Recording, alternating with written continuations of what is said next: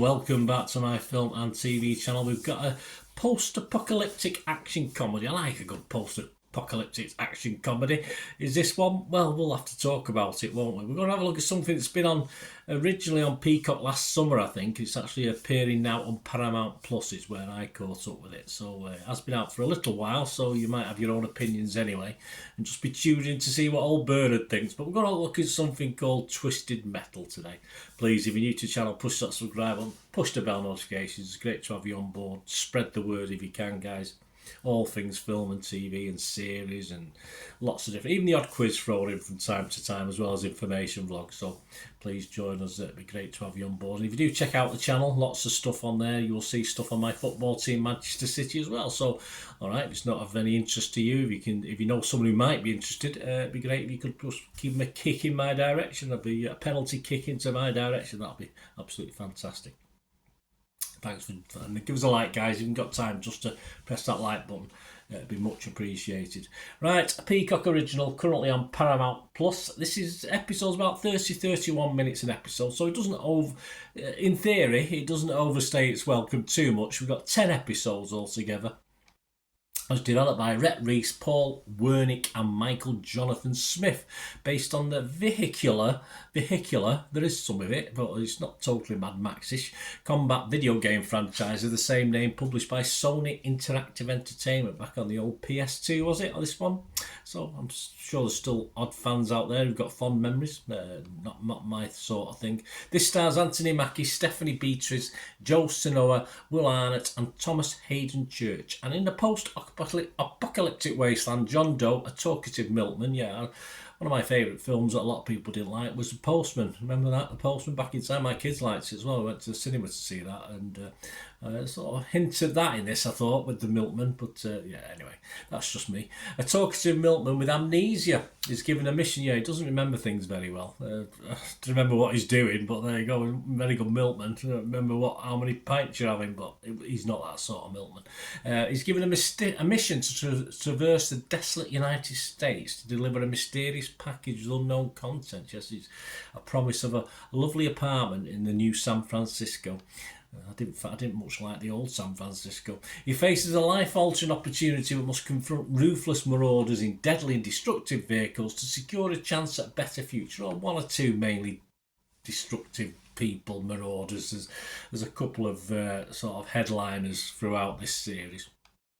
This first appeared on Peacock on July the 27th, 2023, and all episodes in December 2023. The series was renewed for a second season, so we'll be getting another one of this. Is that good news or bad news? Well, my thoughts on it, let me give you exactly what they are. Anthony Mackie, a likeable lead, I like him, which does help. He and Beatrice eventually create some good chemistry in this. I think the latter part of the series is better when they're sort of more together, if you like, than perhaps the first itty-bitty start when they weren't quite together. The humour works more when Mackie's on screen, but I didn't think the humour was outstanding in this. It didn't really make me laugh out loud or even smile. I might have had a case of wind at one stage, but it only works very rarely. I did like episode 1. It was a nice setup. You thought you're going to get something a little bit different and original. But as it progressed, it was all very hit and miss. And although the episodes were only about 30 minutes long, for me, they just dragged. Some of them, I just wanted them to be over, which isn't a very good sign, is it? Of course, fans of the original game may get a little bit more out of this. I don't know. There's still some out there. I saw some great screenshots of the PS2 game and from the games and stuff like that. And it's definitely not the same style as, say, like The Last of Us, which I really liked a lot. I did enjoy that, and it's certainly not up there with that. I sort of wanted, after episode 1, I thought I was going to get something like a Mad Max meets Clockwork Orange. Now, that had potential, something like that, but that potential, as far as this series is concerned, waned for me anyway. I think there's room in this for an hour and 3/4 film, 2-hour film. Unfortunately, of course, we've got 5 hours plus, so I think there's an half-decent film in here somewhere, but the trouble is there's too much filler for me that didn't really entertain me. And the big nasty's a killer clown called Sweet Tooth, whose nastiness soon wears thin, and a maniacal sheriff, and they're the main bad guys in this. And he's he's not arresting enough anyway. It may appeal to a younger demographic because of the violence in it.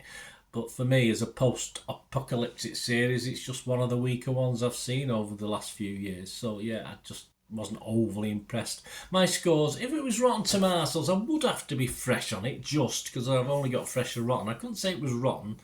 Metacritic, I'd be mixed on it. I am going to score it, but I'm just going to give it my lowest score I can give it because I said there was just too much that bored me in it for me to give it any higher. So I'm going to give it a 5 out of 10. But the good news for you guys, is if you're going to certainly say, right, I'm not watching this, Bernard doesn't like it, is others think very differently, of course.